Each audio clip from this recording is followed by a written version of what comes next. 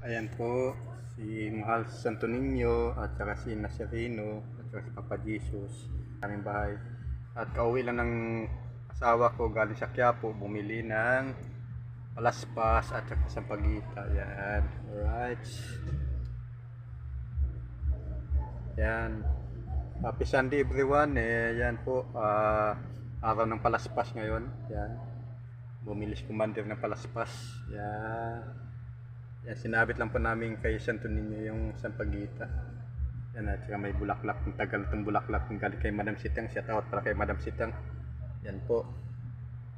Yan, at thank you po, mahal na Santo Niño, sa biyaya na binigay mo sa amin araw-araw at sa paggabay niyo sa amin, at lalo na sa mga kapitbahay namin at sa mga kamag-anak ko.